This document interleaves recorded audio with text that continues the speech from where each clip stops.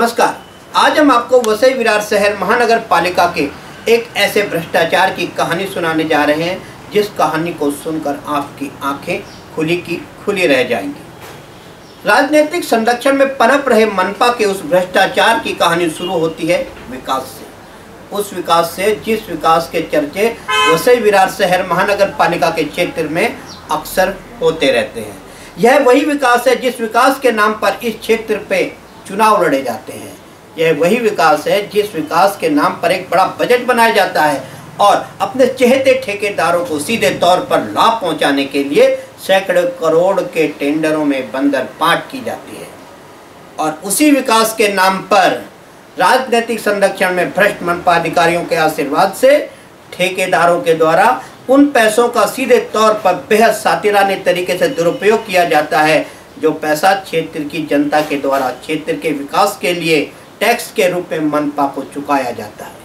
और तब शुरू होती है विकास के नाम पर विनाश को जन्म देने वाले भ्रष्टाचार की एक कहानी। देखिए भ्रष्टाचार पर हमारी एक विशेष रिपोर्ट। वसई विरार शहर महानगर पालिका अंतर्गत आने वाले क्षेत्रों में भ्रष्ट अधिकारियों के संरक्षण में क्षेत्र में लगभग 90% आरक्षित जमीनों पर बिल्डरों व भूमाफियाओं द्वारा कब्जा कर बड़े बड़े टावर बना लिए गए हैं।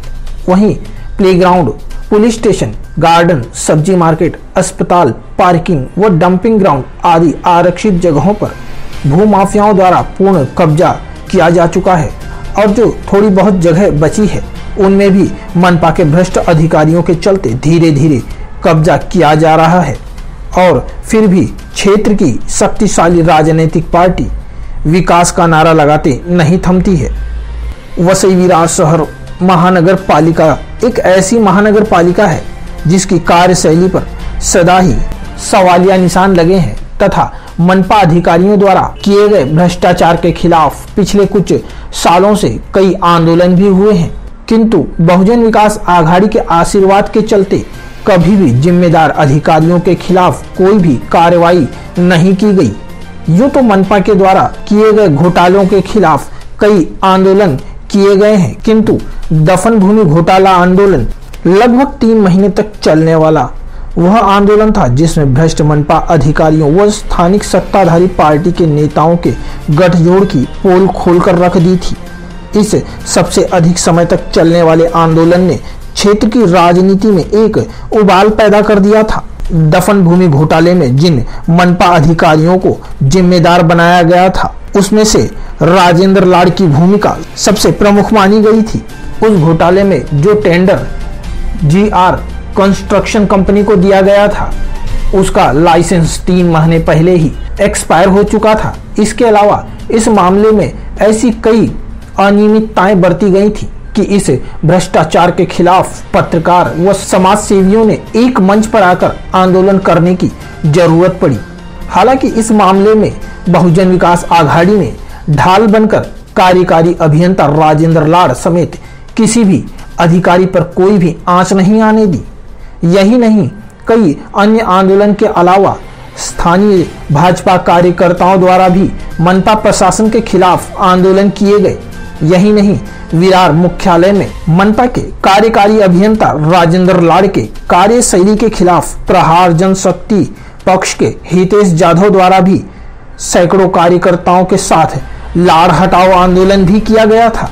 इसके अलावा अगर हम बात करें क्षेत्र की स्वास्थ्य सुविधाओं की तो पता चलेगा कि क्षेत्र में स्वास्थ्य सुविधाओं की बेहद कमी के चलते स्थानीय लोगों को अपना इलाज कराने के लिए मुंबई का रुख करना पड़ता है। मनपा प्रशासन बजट की कमी के चलते स्वास्थ्य सुविधाओं में सुधार करने में असमर्थ है, ऐसा यहाँ के अधिकारियों का कहना है। किंतु बजट की कमी के चलते भी कार्यकारी अभियंता राजेंद्र लाड़ द्वारा उल-जुलूल मामले में टेंडर निकालकर पैसों का दुरुपयोग किया जा रहा है। इसका एक ताजा तरीन उदाहरण है विरार पूर्व से पश्चिम में जोड़ने वाले इस पुल में देखिए, जिसमें हाल ही में एक लिफ्ट बनाई गई है जिसकी फिलहाल तो अभी कोई जरूरत नहीं थी और जो अभी बंद पड़ी है। आखिर यहाँ पर सीढ़ियां बनाकर भी काम हो सकता था, किंतु मनपा के पैसों का दुरुपयोग करने की लाड़ की पुरानी आदत है जो कभी छूटेगी नहीं। यही नहीं, पिछले कई सालों से गार्डन में फुव्वारे लगाने, व्यायाम आदि करने की मशीनें, छोटे बच्चों के झूले आदि में बेइंतहा पैसा खर्चा किया गया। इन सामानों को ठेकेदारों से बाजार भाव से कई अधिक मूल्य पर लेकर सीधे तौर पर ठेकेदार को लाभ पहुंचाया गया। हालांकि अधिकांश ऐसे सामान जो ठेकेदार द्वारा उपलब्ध किए गए थे वे टूट चुके हैं और अपनी बेबसी में आंसू बहा रहे हैं। अगर लाड़ अपने विवेक से काम लेते तो लाखों की नहीं करोड़ों रुपयों की बचत कर क्षेत्र की स्वास्थ्य सुविधाओं में इजाफा किया जा सकता था। मनपा के कार्यकारी अभियंता राजेंद्र लाड़ ने शुरुआती दौर से ही ड्यूटी तो मनपा की किंतु काम ठेकेदारों के हित में किया। राजेंद्र लाड़ के संरक्षण में ठेकेदारों ने जो भी विकास कार्य किए उन कार्यों में धांधली करने के लिए कार्यस्थल पर ही कार्य संबंधित सूचना बोर्ड न लगाकर असल जानकारी आम जनता से व मीडिया से छुपाई गई, जिसमें लोगों को पता न चल सके कि इस कार्य के लिए कितनी ठेका राशि नियत की गई है तथा ये टेंडर किसके नाम पर है और यह काम कब तक खत्म किया जाना है। और ये सभी जानकारी छुपाए जाने से ठेकेदार व राजेंद्र लाड़ की मंशा पर सवालिया निशान लगना लाजमी है। इसके साथ ही इस साल भी वर्षा के जल भराव से बचने के लिए नाला सफाई से लेकर नए नाले बनाने के करोड़ों के टेंडर राजेंद्र लाड़ द्वारा अपने चहीते ठेकेदार को बांटे गए, जो अभी तक पूरे नहीं हुए हैं। इसके साथ ही कार्यस्थल पर ठेकेदार द्वारा कोई भी कार्य संबंधित सूचना बोर्ड नहीं लगाया गया है, जिससे कि कोई इस विषय पर सवाल न कर सके। वहीं सेंट्रल पार्क व तुलिंज क्षेत्र में हर साल की तरह पानी न भरे, इसलिए लगभग 42 करोड़ की टेंडर राशि का नाला बनाने का ठेका निकाला गया, जो अभी तक पूरा नहीं हुआ है। आखिर यह बड़ा नाला जो त्वरित ही 42 करोड़ का टेंडर निकालकर बनाना शुरू किया गया था, आधा अधूरा क्यों छोड़ा गया, इसका जवाब राजेंद्र लाड़ के पास नहीं है। वहीं इस क्षेत्र में पूर्व सभापति भरत मकवाना भी इस विषय में मौन धारण किए हुए हैं। वहीं तुलिंज में कुछ नालों पर कार्य चल रहा है और कुछ पूरा हो गया है, जबकि जो पूरा हुआ है उसे रात दिन काम करके पूरा किया गया है और सीमेंट, रोड़ी आदि का महत्वपूर्ण कार्य रात के अंधेरे में किया गया, जिससे कोई भी गुणवत्ता विहीन सामग्री से होने वाले कार्यों पर सवाल ना उठा सके। वहीं ये एक नाला है जो लगभग 1 करोड़ की लागत से बनाया गया है, किंतु नाला बनते बनते इसके ऊपर तुरंत ही अवैध रूप से कुछ दुकानों का निर्माण पूर्व सभापति भरत मकवाना की छत्र छाया में किया गया है। अब आप प्रगति नगर के हाई टेंशन रोड को देखिए, जो कि आधी अधूरी बनी हुई है और जहां सड़क नहीं बनी हुई है वहां लोगों को आने जाने में बहुत दिक्कतों का सामना करना पड़ रहा है। यह क्षेत्र भी पूर्व सभापति भरत मकवाना का ही कार्य क्षेत्र था। अब सवाल ये उठता है कि सड़क आधी अधूरी क्यों बनाई गई? क्या ठेकेदार ने राजेंद्र लाड़ के आशीर्वाद से आधी सड़क बनाकर पूरी सड़क का बिल पास करवा लिया? पूर्व सभापति भरत मकवाना से जब हमने उनके कार्य क्षेत्र में होने वाले आधे अधूरे विकास कार्यों के लिए उनसे कई बार फोन पर बात करनी चाहिए तो उन्होंने हमारा फोन तक नहीं उठाया, और अगर उठा भी लेते तो क्या कर लेते? क्या उनका सामर्थ्य है कि राजेंद्र लाड़ वो उनके ठेकेदारों के खिलाफ एक शब्द भी कह सकें? हालांकि सुना जाता है कि राजेंद्र लाड़ वो उनके ठेकेदार जब भी किसी नगर सेवक व सभापति के वार्ड में कार्य करते हैं तो उनकी जुबान बंद करने के लिए नजराना वे 2 किस्तों में पहुंचा देते हैं, एक कार्य शुरू होने से पहले और दूसरा कार्य खत्म होने के बाद। वैसे भी इस कोरोना काल में भरत मकवाना कई महीने से गायब हैं और जब वो आगामी वसई विरार मनपा चुनाव में दिखेंगे तब हम उनके क्षेत्र में विकास कार्यों में होने वाली धांधली के विषय में उनसे जरूर प्रश्न करेंगे।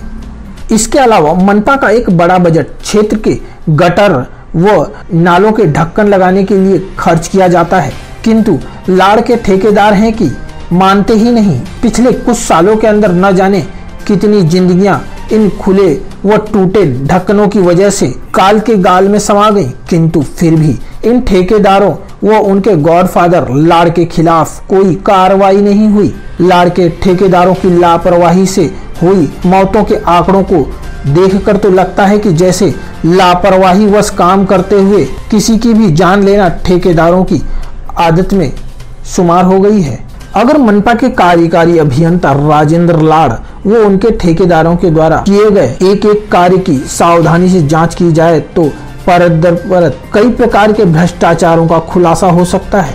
अब हम बात करते हैं अचोले गार्डन की। इसमें सुशोभीकरण के लिए 2 करोड़ 70 लाख रुपए का ठेका पास किया गया था। काम पूरा होते होते एक तरफ की दीवार ढह गई तथा कई जगह बड़ी बड़ी दरारें पड़ गईं। मामला मीडिया में प्रमुखता से आते ही तुरंत इसकी मरम्मत की गई, परंतु जैसे ही इसकी आनन फानन में मरम्मत की गई वैसे ही दूसरे तरफ का एक अन्य हिस्सा भी ढहकर नीचे गिर गया। किंतु अगर पहले से ही गुणवत्ता युक्त निर्माण सामग्री का प्रयोग किया जाता तो ये नौबत ही आखिर क्यों आती। इस विषय पर राजेंद्र लाड़ की चुप्पी का आखिर क्या मतलब निकाला जाए।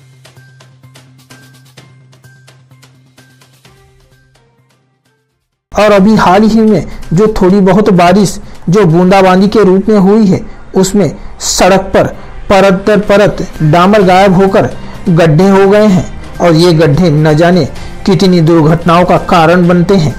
इसके बावजूद भी यहाँ के ठेकेदारों को घटिया निर्माण सामग्री से काम करने की लत लगी हुई है। हर बार की तरह घटिया निर्माण सामग्री से ही ठेकेदार इन सड़कों की मरम्मत में लग गए हैं। थोड़ी बहुत बारिश में ही जो सड़कों की डामर परत दर परत निकल रही है उसकी मरम्मत का कार्य भी सारी बरसात यूं ही बदस्तूर चलता रहेगा जो कभी खत्म नहीं होगा।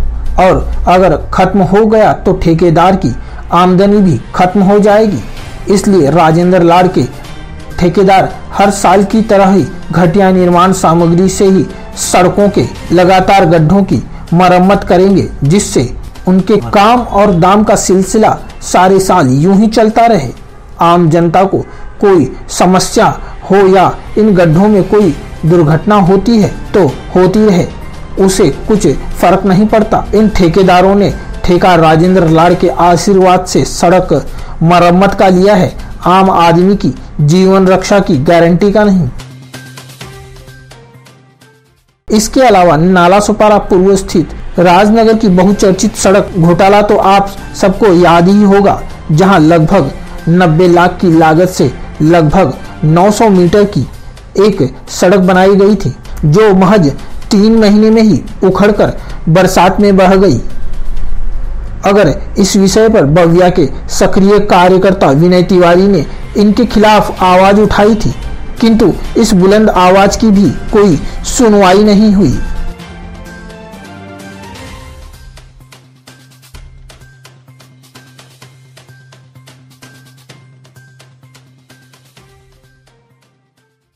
यही नहीं, पिछले 3 सालों से जो क्षेत्र लगातार जलमग्न हो रहा है उसका एक प्रमुख कारण है प्राकृतिक नालों के साथ छेड़छाड़ करना, वो उनकी दिशा बदल देना। आप इस नाले को देखिए, ये विरार पश्चिम का यशवंत नगर का नाला है जिसकी दिशा बदल दी गई है। मनपा की नाक के नीचे प्राकृतिक नालों से छेड़छाड़ होती रही और मनपा के सक्षम अधिकारी आंखों पर काली पट्टी बांधकर बैठे रहे।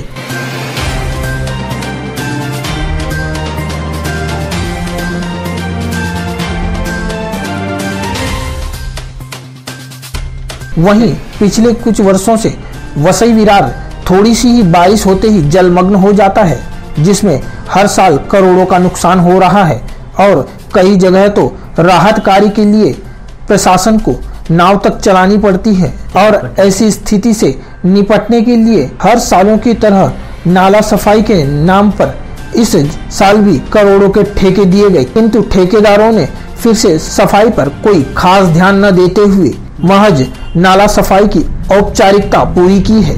देखिए इस नाले को किस तरह से साफ किया गया है। और इस बार जो थोड़ी बहुत बारिश इस क्षेत्र में हुई, उसने ठेकेदारों के द्वारा की गई नाला सफाई की पोल खोल दी, जिससे इस क्षेत्र में पानी ही पानी हो गया। हालांकि कार्यकारी अभियंता राजेंद्र लाड़ और उसके ठेकेदारों को भी अपनी करनी के चलते शर्म से पानी पानी हो जाना चाहिए था, किंतु वे सब तो इतने बेशर्म हैं कि उन्हें कुछ फर्क ही नहीं पड़ता। टेंडर प्रक्रिया पूरी तरह से कार्यकारी अभियंता राजेंद्र लाड़ के हाथों में होने के चलते लाड़ ने पिछले कुछ सालों में बहुजन विकास आघाड़ी से संबंध रखने वाले ठेकेदारों को सैकड़ों करोड़ों के मनमाने ठेके उपलब्ध करवाए हैं। वहीं उसमें से राजेंद्र लाड़ का बेहद चहीता ठेकेदार अब्बास व उसकी मालिकाना हक रखने वाली कंपनियों को विशेष तौर पर सर्वाधिक ठेके उपलब्ध करवाए गए हैं, जिसमें अब्बास कुछ ही सालों में सबसे बड़ा और प्रभावशाली ठेकेदार बन चुका है। मनपा के कार्यकारी अभियंता राजेंद्र लाड़ के आशीर्वाद से नाला सफाई, बाजार कर वसूली, कचरा उठाई व नए नाले व गटर बनाने, पानी के टैंकरों की supply, labour supply, dumping ground में कचरे का वर्गीकरण व अवैध बांधकाम, तोड़क ठेका आदि आदि ठेके अब्बास व उसकी मालिकाना हक रखने वाली कंपनियों के पास है, जिसके चलते मनपा मुख्यालय में भी अब्बास की खास ही धमक है। अब्बास की शख्सियत का इसी बात से अंदाजा लगाया जा सकता है कि अब्बास द्वारा किए गए कार्यों में कई प्रकार की धांधली की शिकायत मिलने पर न तो उनके किए गए कार्य की वास्तविकता में कोई जांच हुई और न ही उनकी पेमेंट रोकी गई। माना जाता है कि अब्बास का कार्य जिस किसी भी वार्ड में चलता है, वहां के नगर सेवक व सभापति को काम शुरू होने से पहले ही उनका नजराना मिल जाता है, जिससे कार्य में कोई भी कमी रह जाने, दुर्घटना हो जाने पर कोई भी अब्बास के खिलाफ अपनी जुबान न खोल सके। ऐसे ही हाल ही में 2 मामले सामने आए, जब संतोष भवन नाले की खुदाई की वजह से एक सार्वजनिक शौचालय ढह गया, जिसमें एक व्यक्ति की मौत हो गई व एक अन्य बेहद गंभीर रूप से घायल हो गया। वहीं इस मामले को दबाने में मनपा अधिकारियों से लेकर सभापति सरिता प्रमोद दुबे भी लगी रही। वहीं दूसरी घटना ओसवाल नगरी में पीछे की तरफ जो रेलवे लाइन के नजदीक एक बड़ा नाला जाता है, उसकी सफाई करते हुए 2 हाउसिंग सोसाइटी की दीवार ढह गई, जिसमें एक परिवार की जान जाते जाते बची। इस मामले में भी सभापति भरत मकवाना ठेकेदार अब्बास की लापरवाही के प्रति अपनी आंखें मूंदे रहे। हालांकि इन दोनों ही मामलों में कार्यकारी अभियंता राजेंद्र लाड़ ने अपने प्रभाव का इस्तेमाल करते हुए अब्बास पर कोई आंच नहीं आने दी, वरना अब्बास की जगह कोई और होता तो उसका लाइसेंस कैंसल होकर उसकी सभी कंपनियों के टेंडर रद्द किए जा सकते थे। वसई विरार शहर महानगर पालिका क्षेत्र में पिछले कुछ सालों से नाले, गटर, सड़क आदि ठेकेदारों द्वारा बनाए गए, उसमें राजेंद्र लाड़ की अनदेखी के चलते बेहद घटिया निर्माण सामग्री का प्रयोग किया गया, जिनकी गुणवत्ता भी कभी जांच नहीं की गई। ठेकेदार द्वारा किए गए आधे अधूरे कार्यों को भी बेरोक टोक पास कर मनपा को करोड़ों की चपत लगाई गई और इन प्रक्रिया में मनपा के कार्यकारी अभियंता राजेंद्र लाड़ की महत्वपूर्ण भूमिका रही। मनपा के भ्रष्टाचार की कहानी यहीं पर समाप्त नहीं हो जाती। यकीन कीजिए, जहां से पड़ताल की जाएगी वहीं से एक नए भ्रष्टाचार की कहानी उभर के सामने आएगी। मनपा के भ्रष्टाचार का केंद्र बिंदु बन चुके राजेंद्र लाड़ एक ऐसी शख्सियत जिस पर अब तक भ्रष्टाचार के सर्वाधिक आरोप लगे हैं। राजेंद्र लाड़ ही वह शख्सियत है जिसके खिलाफ अब तक सबसे ज्यादा भ्रष्टाचार के आंदोलन हुए हैं। राजेंद्र लाड़ की कार्यशैली सदैव ही विवादों में रही है, जिसके चलते विपक्षी पार्टियों के निशाने पर लाड़ हमेशा ही रहे हैं। राजेंद्र लाड़ के चलते मनपा की प्रतिष्ठा भी कई बार धूमिल हुई है। मनपा के कार्यकारी अभियंता के पद के अनुरूप शैक्षणिक योग्यता न होने के बावजूद भी राजेंद्र लाड़ आखिर इस पद पर किस तरह से आसीन है, यह बेहद रहस्यमयी बात है। यहाँ तक कि पिछले कुछ सालों से जितने भी आयुक्तों ने मनपा का पदभार संभाला है, उन सभी ने बहुजन विकास आघाड़ी के दबाव में आकर राजेंद्र लाड़ पर अब तक कोई भी आंच नहीं आने दी है। किंतु अब वक्त बदल चुका है। पिछले कुछ महीनों से राज्य में नई सरकार के गठन होने के बाद से इस क्षेत्र में भ्रष्ट अधिकारी राजेंद्र लाड के खिलाफ आवाजें उठने लगी, जिसमें विपक्षी दलों के नेताओं तथा सामाजिक कार्यकर्ताओं ने राजेंद्र लाड के द्वारा किए गए गैर जिम्मेदाराना कार्यों की जांच के साथ साथ राजेंद्र लाड की चल अचल संपत्ति की जांच कराए जाने की मांग सरकार से की है। अब देखना यह होगा कि राजेंद्र लाड के खिलाफ जो घेराबंदी की जा रही है उसका परिणाम क्या होगा। आज के लिए इतना ही, और हम आपको बताएंगे अगली खबर में कि क्षेत्र के जाने माने सामाजिक कार्यकर्ता व विपक्षी पार्टियों के कार्यकर्ताओं ने भ्रष्ट अधिकारी राजेंद्र लाड के खिलाफ अपनी तीखी प्रतिक्रियाएं किस तरह से व्यक्त की हैं। उन तीखी प्रतिक्रियाओं का राजेंद्र लाड के भविष्य पर क्या प्रभाव पड़ सकता है, ये सब हम आपको बताएंगे अपनी अगली खबर में। इंतजार कीजिए। Crime reporters TV.